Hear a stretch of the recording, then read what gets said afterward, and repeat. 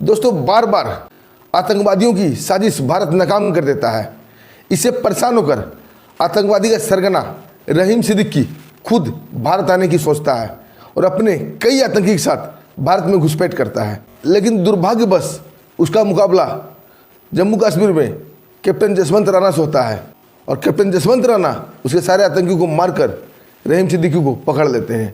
पूरी पाकिस्तान में खलबलाहट मच जाती है और आतंकी एक हवाई जहाज को हाईजैक कर लेते हैं और डिमांड रखा जाता है रहीम सिद्दीकी की रिहाई।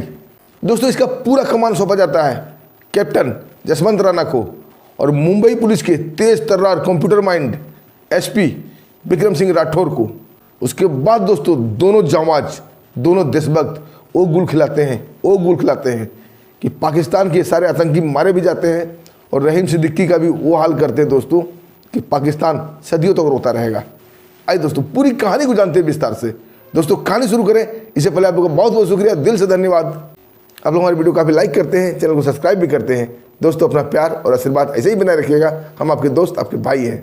दोस्तों एक कहानी की शुरुआत जम्मू कश्मीर के एक आर्मी कैंप से होती है।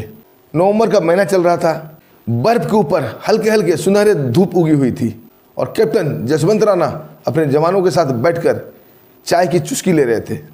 तभी एक जवान की नज़र पड़ती है और कैप्टन साहब को बताता है कि साहब मैंने उस वादी पर एक धुएं की लकीर देखी है। इतने ऊंचाई पर इस बर्फीले चोटी पर धुआं आखिर कहाँ से आएगा। दोस्तों कैप्टन जसवंत राणा के साथ साथ उनके बहादुर जवान भी उधर देखने लगते हैं। कैमरा से बार बार देखा जाता है और एक जवान बोलता है कि शायद इसने बर्फ की धुंध देख ली होगी और सब लोग हंसने लगते हैं। लेकिन कैप्टन जसवंत राणा काफ़ी सीरियस थे, बोलते नहीं हमारे जवान से गलती नहीं हो सकती है। कई बार वो दूरबीन से देखने की कोशिश करते हैं, फिर उन्हें एक धुंधला सा धुएं की लकीर ऊपर जाता दिखता है। कैप्टन साहब समझ जाते हैं कि हो न हो कुछ न कुछ तो वहाँ है, या कोई छुपा हुआ है या कोई स्मोकिंग कर रहा है। दोस्तों फिर क्या था, कैप्टन जसवंत राणा अपने जवानों को मूव का आदेश देते हैं और कैप्टन जसवंत राणा अपने जवानों के साथ खुद भी उस पहाड़ी को घेरना शुरू कर देते हैं। दोस्तों थोड़ी ही देर बाद चारों तरफ से पहाड़ी को घेर लिया जाता है और धीरे धीरे उस धुएं की तरफ बढ़ा जाता है। तभी आतंकी जो वहाँ छुपे हुए थे वो फायर शुरू कर देते हैं। इंडियन आर्मी पहले से ही अलर्ट थी, दोनों तरफ से घमासान युद्ध होता है, खूब फायरिंग होती है, गोलियों की तड़तड़ाहट से पूरी वादी गूंज उठती है और धीरे धीरे आतंकवादी की चीख भी वहाँ गूंजना शुरू हो गई थी, यानी कि आतंकवादी मरते जा रहे थे। आखिरकार उनका सरगना रहीम सिद्दीकी जो कि पाकिस्तान से भारत को दहलाने आया था वो आत्मसमर्पण कर देता है। कैप्टन जसवंत राणा उसे लेकर अपने आर्मी कैंप में आ जाते हैं। रहीम सिद्दीकी को वो भी नहीं पहचानते थे, वो किसी आतंकवादी गिरोह का सरगना है और बहुत ही पावरफुल आदमी है। उसे नॉर्मल आतंकवादी की तरह कैद कर देते हैं। दोस्तों इधर पाकिस्तान में भूचाल आ गया था। उनके मुखबिर उन्हें बता दिए थे कि रहीम सिद्दीकी के सारे आदमी मारे गए और रहीम सिद्दीकी साहब गिरफ्तार हो गए। इंडियन आर्मी उन्हें उठा ले गई। दोस्तों फिर क्या था, आतंकवादी कसम खाते हैं इंडिया को दहलाने का और रहीम सिद्दीकी को छुड़ाने का। और दोस्तों गुपचुप मंत्रणा होता है और दोस्तों पाकिस्तान से इंडियन मुजाहिदीन को काम सौंपा जाता है कि लेह एयरपोर्ट से उड़ने वाली कोई भी फ्लाइट को हाईजैक कर लो। दोस्तों फिर क्या था, इंडियन मुजाहिदीन के आतंकवादी लेह से दिल्ली आने वाली एक फ्लाइट को हाईजैक कर लेते हैं, उसे पाकिस्तान के एरिया में ले जाकर लैंड कर देते हैं, जो कि कैप्टन जसवंत राणा के ड्यूटी पोस्ट से ज़्यादा दूर नहीं था, लेकिन वो पाकिस्तान के अंदर था। उसके बाद इंडिया मैसेज भेजा जाता है कि हमारे रहीम सिद्दीकी को छोड़ दो, नहीं तो तुम्हारे पूरे पैसेंजर को मार दिया जाएगा। दोस्तों इस न्यूज़ से भारत में खलबली मच जाती है। तभी एक जवान भागा भागा आता है और कैप्टन जसवंत राणा को जोरदार सलूट मारते हुए बोलता है, साहब कमाल हो गया, हमने जिस आतंकी को पकड़ा है वो कोई साधारण आतंकी नहीं है, वो आतंकियों का सरगना है जिसका नाम है रहीम सिद्दीकी। दोस्तों कैप्टन भी काफ़ी खुश होते हैं।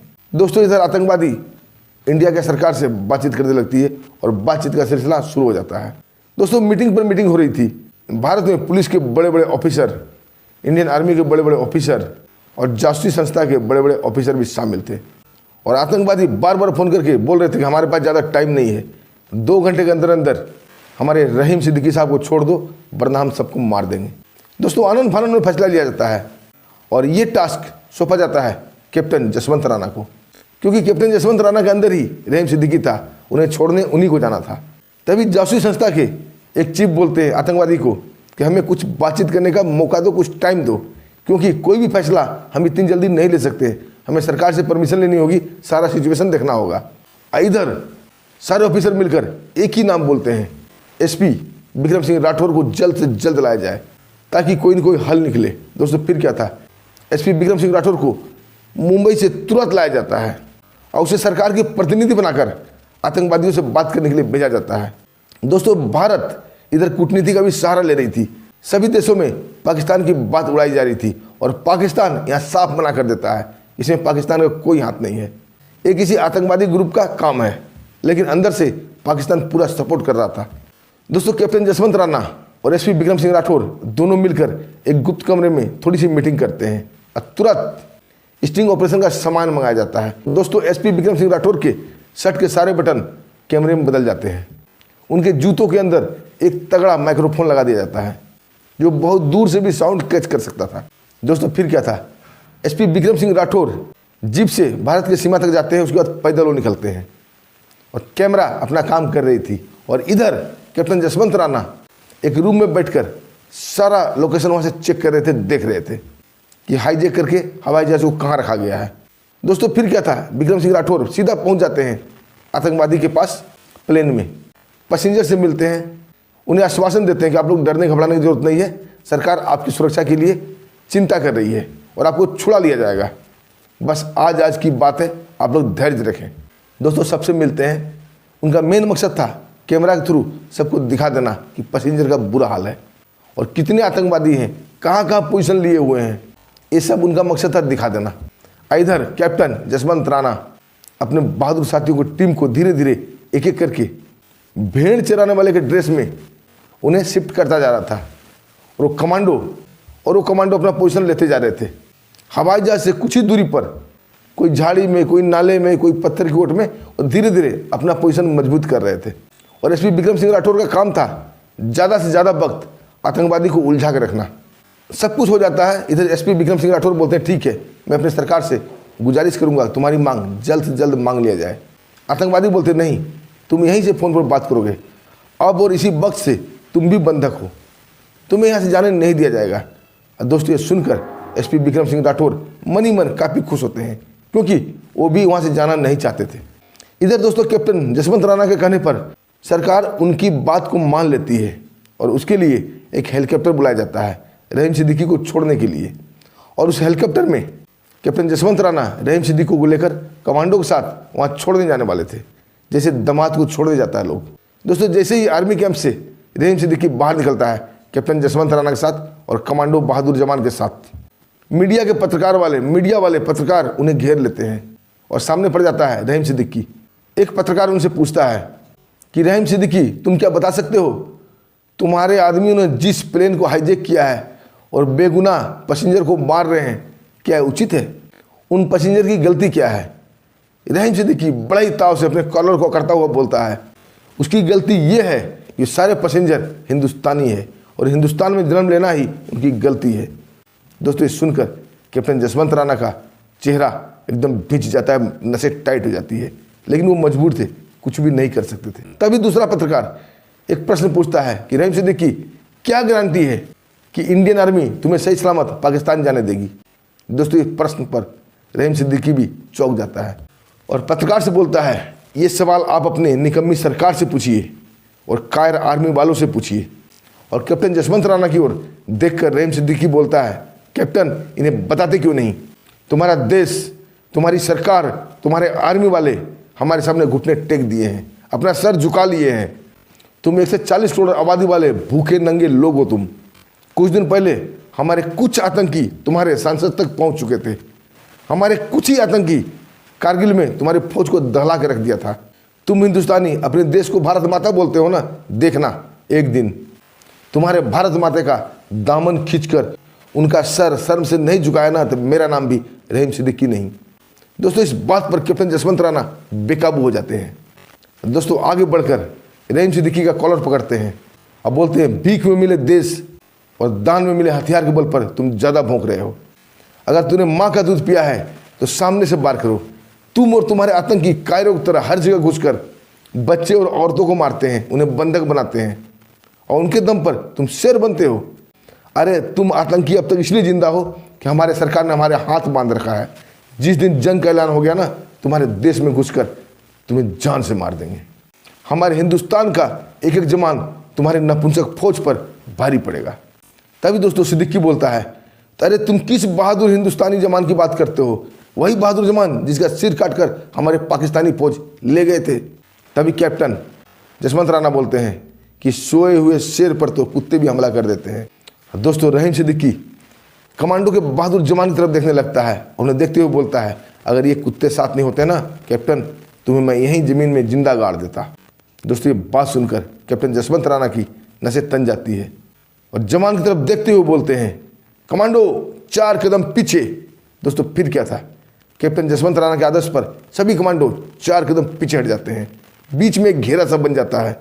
उसके बाद कैप्टन जसवंत राणा मीडिया की तरफ पत्रकारों को देखने लगते हैं। पत्रकार सब समझ जाते हैं और सारे पत्रकार एक साथ पूरे कैमरा ऑफ कर देते हैं। उसके बाद शुरू होता है जबरदस्त फाइट। दोस्तों कैप्टन जसवंत राणा रहीम सिद्दीकी को इतना मारते हैं दोस्तों, इतना मारते हैं कि उसका खड़ा होना मुश्किल हो गया था। उसका हाल बद से बदतर हो गया था, बिल्कुल वो बेदम पस्त हो गया था। उसका कॉलर पकड़कर उसे खड़ा करते हैं, उसका गर्दन अपने हाथ में पकड़ कर बोलते हैं, दिल तो चाहता है तुम्हारी गर्दन एक ही झटके में तोड़ दूं, लेकिन हमारी सरकार ने हमारे हाथ बांध रखे हैं, क्योंकि हिंदुस्तान में पागल कुत्तों को मारने का अलाउ नहीं है। वक्त आएगा जंग का, तब पाकिस्तान में घुसकर तुम पागल कुत्तों का इलाज अच्छे से करेंगे। उसके बाद दोस्तों कैप्टन जसवंत राणा रहीम सिद्दीकी का कपड़े सही करते हैं, उसका खून पोंछते हैं और मीडिया की तरफ देखते हैं। मीडिया फिर से कैमरा ऑन कर देती है, उन्हें लाइव दिखाने लगती है। एक पत्रकार आगे बढ़ के बोलता है कि हमारे लाइव सीन देखने वाले आम पब्लिक से मैं माफ़ी चाहूँगा, कुछ टेक्निकल खराबी की वजह से लाइव टेलीकास्ट बंद हो चुका था। अब फिर से देखिए, रहीम सिद्दीकी साहब को हमारे कैप्टन जसवंत राणा बड़े ही प्यार से, खातिरदारी से इन्हें लेकर आतंकवादी के छोड़ने जा रहे हैं, ताकि हमारा प्लेन पाकिस्तानी छोड़ सके।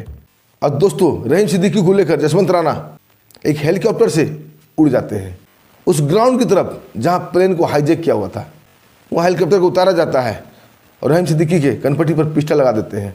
एक तरफ आतंकवादी खड़े थे और एक तरफ हाईजैक किया हुआ प्लेन खड़ा था और एक तरफ कैप्टन जसवंत राणा रहीम सिद्दीकी के कनपट्टी में पिस्टल लगाए खड़े थे। आतंकवादियों को कहना था, पहले हमारे बॉस रहीम सिद्दीकी को छोड़ो, फिर हम प्लेन को छोड़ेंगे। लेकिन नहीं, जसवंत राणा बोलते नहीं, पहले तुम प्लेन को छोड़ो, जब प्लेन वहाँ से उड़ जाएगा फिर हम रहीम सिद्दीकी को छोड़ेंगे, क्योंकि रहीम सिद्दीकी यहाँ पे है और मैं अकेला आया हूँ, तुम सब बहुत सारे हो। दोस्तों बात बन जाती है और प्लेन को जाने का इशारा कर दिया जाता है। प्लेन के कैप्टन फटाफट प्लेन को स्टार्ट करते हैं और लेके उड़ जाते हैं। दोस्तों प्लेन का उड़ते ही जो छुपे हुए कमांडो थे, जो पहले से ही चरवाहे के बेस में वहाँ पर अपना पोजीशन ले रखा था, उनका इशारा था कि प्लेन उड़ते ही एक्शन में आ जाना है। दोस्तों फिर क्या था, आतंकवादी सपने में भी नहीं सोच सकते थे। वो तो खुशी मना रहे थे, इंडिया को हमने झुका दिया, हिंदुस्तान को फिर से दहलाएंगे, हमारे बॉस जिंदा इंडिया से वापस आ गए और इसे इंडियन आर्मी एक दूल्हे की तरह छोड़ने आई है। लेकिन उन्हें यह पता नहीं था कि मौत उनके सर पे नाच रही है, तांडव कर रही है। यमराज का बुलावा बस आने ही वाला था। दोस्तों प्लेन के उड़ते ही गोलियों की तड़तड़ाहट से पूरा वादी गूंज उठती है। उस तड़तड़ाहट में आतंकवादियों की चीख भी शामिल थी। कोई कुछ समझता, आतंकवादी धड़ाधड़ गिरते जा रहे थे, क्योंकि चारों तरफ से कमांडो के बहादुर जवान, जो कि भेड़ चराने वाले चरवाहे के बेच में थे, दंदनाते हुए आगे आ रहे थे। किसी को कुछ भी मौका समझने का नहीं मिल रहा था कि कौन है, कहाँ से आ रहा है। बस गोलियां ही गोलियां चल रही थी और कुछ ही मिनटों में दोस्तों सारे आतंकी मारे गए। दोस्तों एसपी विक्रम सिंह राठौर वहाँ से चलते हुए कैप्टन जसवंत राणा के पास आते हैं। तब तक सारे बहादुर जवान ने अपना काम निपटा दिया था। कैप्टन जसवंत राणा अपने बहादुर कमांडो को आदेश देते हैं कि कमांडो मूव टू इंडिया। दोस्तों फिर से कमांडो अपने भारत की तरफ जीप लेकर दौड़ लगा देते हैं। बस दोस्तों वहाँ पे बस 3 ही लोग थे, कैप्टन जसवंत राणा, एसपी विक्रम सिंह राठौर और आतंकवादियों का सरगना रहीम सिद्दीकी, और हेलीकॉप्टर वहाँ खड़ा था। दोस्तों एसपी विक्रम सिंह राठौर बोलते हैं अब क्या किया जाए। कैप्टन जसवंत राणा बोलते हैं इस सरकारी दमाद को वापस ले चलते हैं। दोस्तों उसे हेलीकॉप्टर में बैठाया जाता है और पायलट हेलीकॉप्टर को उड़ाने लगता है। तभी कैप्टन जसवंत राणा बोलते हैं पायलट से कि हेलीकॉप्टर को थोड़ा ऊंचा लो और ऊंचा लो, लेकिन इसे पाकिस्तान के सीमा में ही रखना, इंडिया में प्रवेश अभी नहीं करना। दोस्तों, हेलीकॉप्टर का पायलट पाकिस्तान के सीमा में ही हेलीकॉप्टर को गोल गोल घुमाने लगता है।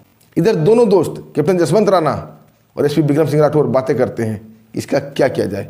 अगर इसे वापस लेके जाते हैं तो कल आतंकवादी फिर से प्लेन हाईजैक करेंगे। तभी कैप्टन जसवंत राणा बोलते हैं ये फिर से संसद में हमला करेंगे। तभी एसपी विक्रम सिंह राठौर बोलते हैं ये फिर से किसी स्कूल में पढ़ने वाले बच्चे का बस को हाईजैक करेंगे, किडनैप करेंगे। ये जिंदा रहा तो भारत में मुसीबतें बढ़ती जाएगी। इसे छुड़ाने के लिए इसके आतंकी कुछ न कुछ करते रहेंगे। इससे अच्छा है इसे ही उड़ा देते हैं। दोस्तों, फिर क्या था, उतनी ऊंचाई से हेलीकॉप्टर से दोनों जांबाज रहीम सिद्दीकी का पैर पकड़कर जोर का धक्का देते हैं। वो हाथ के बल हवा में नीचे लटक रहा था और उसका पैर कैप्टन जसवंत राणा और एसपी विक्रम सिंह राठौर पकड़े हुए थे और एक ग्रेनेड निकालते हैं। उसका पिन खोलकर उसके पतलून में डालकर उसे छोड़ देते हैं। दोस्तों, रहीम सिद्दीकी सीधा सिर के बल पाकिस्तान के सीमा में ही गिरता है और गिरते के साथ ही ग्रेनेड ब्लास्ट हो जाता है और रहीम सिद्दीकी के परखच्चे उड़ जाते हैं। उसकी बोटी बोटी हो जाती है और वो 72 बोर के पास सीधा पहुंच जाता है। उसके बाद दोनों जांबाज हाथ मिलाते हैं और हेलीकॉप्टर का पायलट उन्हें लेकर फिर से आर्मी कैंट आ जाता है। वो आर्मी के बड़े बड़े ऑफिसर पहले से उनके स्वागत के लिए खड़े थे। अंदर दोनों बहादुर जवान का जम के स्वागत किया जाता है। कर्नल साहब बोलते हैं कि जब तक हमारी फौज में तुम्हारे से बहादुर ऑफिसर हैं और पुलिस में तुम्हारे से बहादुर ऑफिसर हैं, तब तक भारत के ऊपर कोई माइक लाल गंदी नज़र नहीं डाल सकता। जिसने भी इंडिया के ऊपर, हिंदुस्तान के ऊपर, भारत के ऊपर आँख से गंदी नज़र डालने की कोशिश की, उसकी आंखें नोच लिया जाएगा, क्योंकि माँ भारती यहाँ शेरों को पैदा करती है। दोस्तों, उस रात खूब तगड़ा जश्न होता है और पाकिस्तान में मातम छा जाता है। दोस्तों, आपको क्या कहना है इस कहानी पर? कहानी पसंद आई, वीडियो अच्छा लगा और एसपी विक्रम सिंह राठौर और कैप्टन जसवंत राणा का काम आपको पसंद आया तो दोनों के लिए एक प्यारा सा कमेंट जय हिंद जरूर कीजिएगा और वीडियो को लाइक कीजिएगा, चैनल को सब्सक्राइब भी कीजिएगा। दोस्तों, हमें आज्ञा दीजिए, फिर मिलते हैं एक शानदार ऐसी देशभक्ति कहानी के साथ। तब तक के लिए जय हिंद, नमस्कार, जय भारत।